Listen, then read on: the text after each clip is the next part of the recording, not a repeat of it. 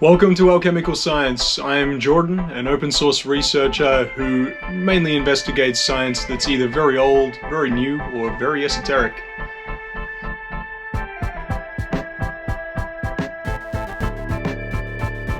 I'll be honest, I did not anticipate making a video attempting to explain controlled nuclear fusion a few weeks ago, but here we are, let's go with it. If you've been following this channel, you may have already seen my video about Malcolm Bendall's thunderstorm generator. That video was just a broad overview of the invention, and this one's intended to break down and explain in layman's terms the process of the controlled nuclear reaction that's occurring in the thunderstorm generator, so powerful that it causes the dissociation of the atomic bonds of hydrogen and carbon at relatively very low temperatures, simply by utilizing ionized air and water and the hot exhaust gases and measured vacuum and pressure created by the pistons of an existing combustion engine. But what really makes the magic happen here are the plasmoids. According to Malcolm, plasmoids are toroidal-shaped clusters of net protons or net electrons that, when captured and placed in a toroidal orbit, are capable of absorbing, storing, and releasing enormous amounts of energy present within their self-generated and structured electromagnetic containment fields. Plasmoids, in effect, function as an atomic battery that can be self-charging due to its ability to convert matter to available clean energy. Plasmoids, by their unique geometry, cause a consequential electromagnetic containment field to generate a zero point, naturally and casually and without much effort, have the ability to convert the nuclear mass of protium atoms into energy. And so this is what the Thunderbolt generator is designed to produce, plasmoids. But not just any plasmoids, specifically what Malcolm has termed MSART plasmoids, or plasmoids born in water. Plasmoids generated in water rather than air can be a safe and effective device for storing energy. They can store and discharge acquired energy in a controlled manner. So MSART plasmoids are the key for us to be able to induce low temperature nuclear fusion using just air, water, and carbon. We'll walk through the whole reaction process occurring inside the Thunderbolt generator to explain a bit more clearly in a moment, but first, just a little bit of history about plasmoids for some helpful context. MSART, or MSAART, stands for Molten Sea Arc Atomic Reconstruction Technology. Malcolm gave it this name after the last known example of a large plasmoid generating and charging device that we can find in history, which is Solomon's Molten Sea, which was used to charge the Ark of the Covenant in the Temple of Solomon. But if we come back to more recent history, plasmoids were discovered by Winston Bostick in 1957. He originally coined the term plasmoid EVO for waterborne plasmoids, and this means exactly the same thing as Malcolm's term MSART plasmoids, so the two terms can be used interchangeably. Fleischmann and Pons then performed a successful experiment using a plasmoid to discharge atomic energy. Their work was replicated by Stanley Meyer, who also repeated Winston Bostick's experiments. And all of these experiments showed plasmoids on a microscopic level. Malcolm's work, on the other hand, shows them on a much bigger scale, which we can see with the naked eye. Another good example is the star in a jar, or sonoluminescence experiment, which was first performed in 1934. This experiment was done in a sphere or tube where ultrasonics frequency was applied to the water, creating a collision point. This creates heat, which creates bubbles in the water. As the gases separate, the bubbles then collapse, and when they collapse at 7,000 per second, it produces UV light. And UV light indicates an atomic-based reaction, releasing a huge amount of energy. So we'll just have a look at this quick clip on that. It looked like a star in the heavens.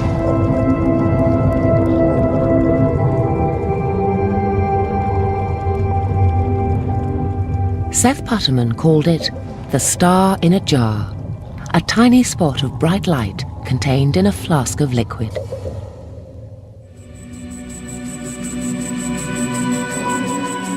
This star in a jar is made when a sound wave is passed through a small bubble inside a flask of liquid.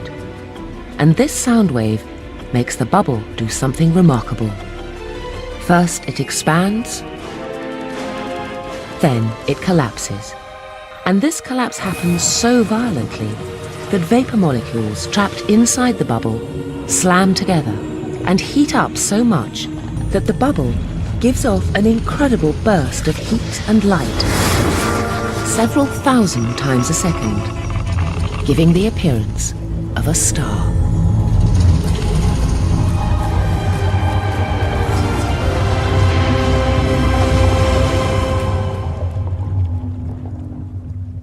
So on its surface alone, light burns at thousands of degrees. And the hypothesis here is that at their core, the tiny imploding bubbles could potentially be at temperatures over 10 million degrees, like a miniature sun, for these reactions to be happening. So back to the Thunderbolt generator, this utilizes the same concepts, however Malcolm's found a viable commercial application for the experiment. And it works the same as the star in the jar experiment, but by using catalysts, the reactions can occur at lower temperatures.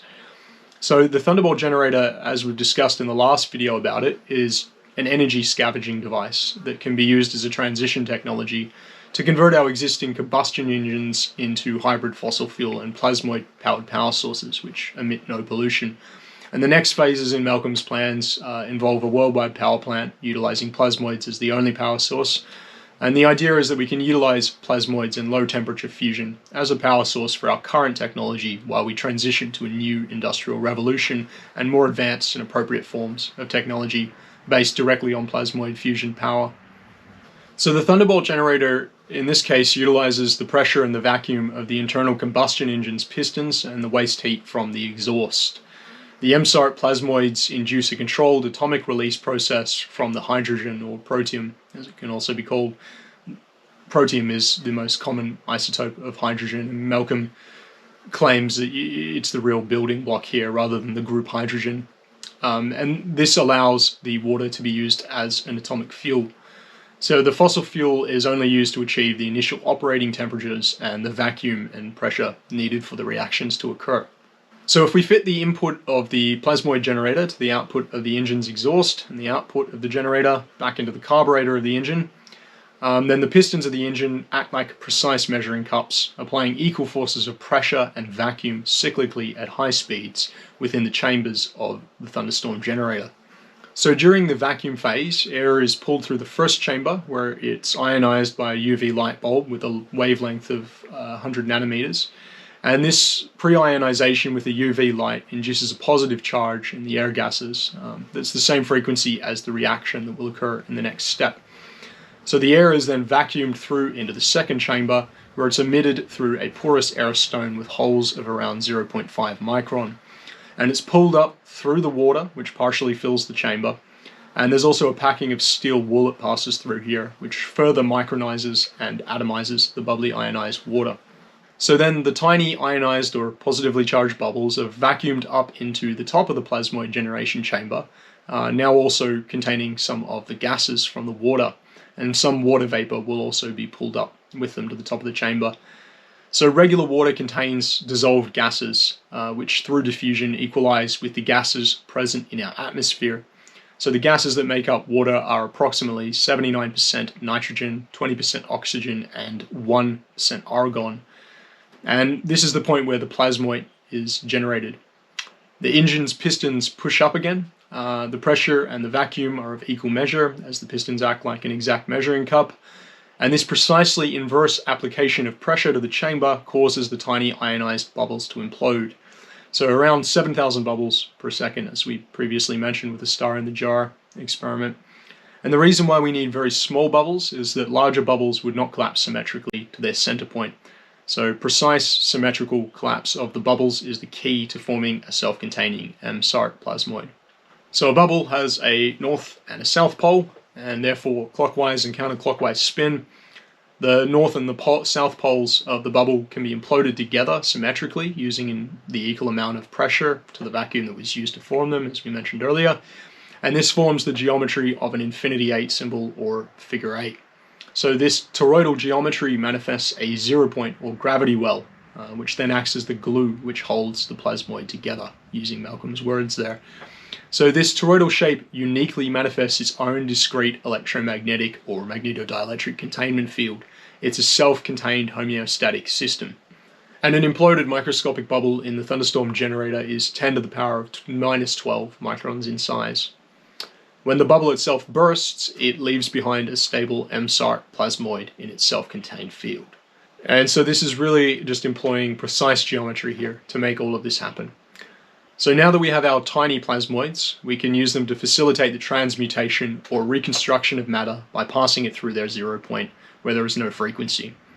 So to dismantle the matter to pure energy and then store it in the plasmoid using its self-generated magnetodielectric containment field.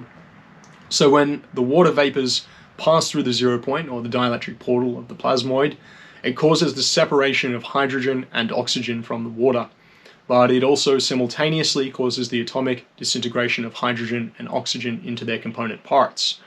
So it'll also rip apart the bonds of the dissolved gases which were contained in the bubbles. So nitrogen is one of the strongest chemical bonds, and the powerful energy release from the disintegration of water gases will all be absorbed by the plasmoid. The plasmoid, in its original size of 10 to the power of minus 12 microns, absorbs the energy or the free protons and electrons from the dissociated hydrogen, oxygen, nitrogen and other gases within its sphere of influence, and it grows to 100 microns in size, so around the size of a point of your hair. So the MSART plasmoids are both a catalyst and an atomic battery. And being a catalyst, the plasmoids will allow reactions to happen at much lower temperatures than usual, which is how this is all occurring and how the next steps are going to be occurring too. And a couple last notes on the plasmoid generation chamber. Malcolm suggests that efficiency can be further improved by altering the properties of the water. So a designer gas can be added to the water to fundamentally change the properties of the water. And if you remove the cover gases, the nitrogen and the argon, then water could burn. The same as our atmosphere would without nitrogen. So if the cover gases are removed and hydrogen is also added, this can increase the available energy per volume in the water. And ideally the water should be at pH 9 too, which can just be achieved by using chemical alteration or a negative charge. So then the plasmoids and any remaining water gases are pulled through into the next chamber during the following vacuum cycle of the pistons. A thermocouple placed at the outlet of the plasmoid generation chamber measures the temperature of this generated stream of plasma and gas to be at a very low temperature, around minus 84 degrees Celsius. And the water remains in its gas phase here, even at the low temperature of minus 84 Celsius, just because it's under a vacuum.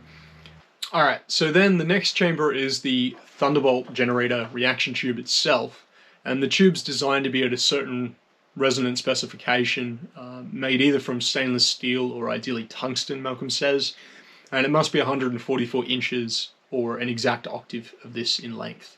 And he says tungsten's a better choice here, just because of the way it distributes heat or energy applied to its surface very uniformly throughout the body of the metal. So the plasmoids are vacuumed in from the previous chamber, and they proceed up the tube in a clockwise vortex.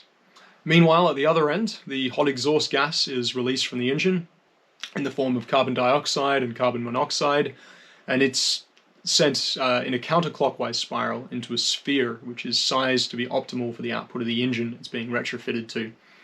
And due to the geometry of the Thunderbolt generator, although the exhaust gases might only be a few hundred degrees when they exit the exhaust, the outside of the sphere of the thunderstorm generator, while it's operating, has been measured at about 750 to about 1500 degrees Celsius. So raises the temperature quite a lot very quickly. And the thermocouple readings from the generator show a symmetrical disparity of about 526 degrees Celsius between the inside and the outside of the Thunderbolt generator when it's running. So we have a clockwise expanding spiral of hot carbon gases and an opposing clockwise contracting spiral of very cold plasma in the form of plasmoids and water gases. And these opposing vortexes collide in the tube where we get another fusion reaction. The carbon collides with the plasmoid, and again, everything within the sphere of influence of the plasmoid is drawn through its 0 point. And like with our hydrogen and the other gases in the earlier phase, the atomic bonds of the carbon are disassociated. The plasmoid itself then harvests and stores what energy it can, and the remaining free protons collect and reconstruct as oxygen and hydrogen. And so oxygen increases in temperature in a vacuum, and hydrogen drops in temperature. So in the next vacuum impulse of the pistons, the warming, expanding stream of oxygen and any other unreacted remains, which there aren't much, it's primarily oxygen, they're ejected out of the Thunderbolt generators, the Thunderstorm generators exhaust, while the colder stream of hydrogen and the charged plasmoids are pulled through the carburetor and into the engine. And so when this is all drawn into the combustion chamber, the plasmoids are ignited along with the fuel by the positively charged plasma from the engine's spark plug, which instigates an instant discharge of the plasmoid in a plasma burst. And the plasmoid, discharging its energy to be utilized as fuel, reduces again in size back to 10 to the power of minus 12 microns in size from its 100 micron charged state. And from the stories I've heard so far from other researchers and inventors who've been able to trial the Thunderbolt generator retrofit in person, these discharged plasmoids don't disappear either. They just continue to do their thing. So reportedly the engine will continue to run with reduced carbon emissions and increased fuel efficiency even when the Plasmoid Thunderbolt generator is removed. So it's pretty bizarre and pretty cool. And I'll verify the claims about that personally in a couple weeks when I get to see the unit in action myself. But I certainly trust the people who I've heard look at it so far, and they've described it as all of these things and more. So essentially this is the whole process, at least how it's functioning in this transition technology and what we need to be doing to experiment and learn more about this from the ground up now on our current technology.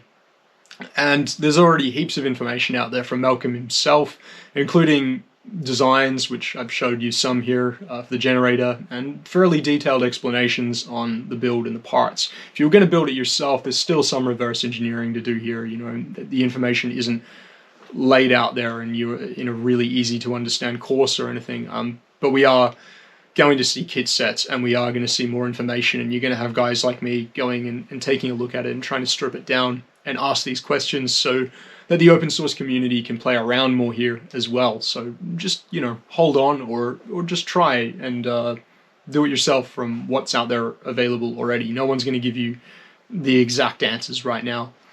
So remember, this is only phase 1 of Malcolm's plasmoid fusion technology. You know, in the future, we're going to see entirely plasmoid fusion powered devices. And in future videos, we'll start to talk about Malcolm Bendall's other inventions, including his fully plasmoid powered static turbine for land, air, sea, and space propulsion, the Bendall turbine, which I'll hopefully get to check out in the not too distant future as well as his world power plant design based on the ideas of the man himself, Nikola Tesla. So I hope you're enjoying this content. I'm certainly enjoying making it, and studying the work of Malcolm is really turning out to be one of the wildest trips of my life. It's fascinating. I've been waiting a long time for this. Remember to like the video and subscribe to the channel. I need your enthusiasm. Thanks for watching.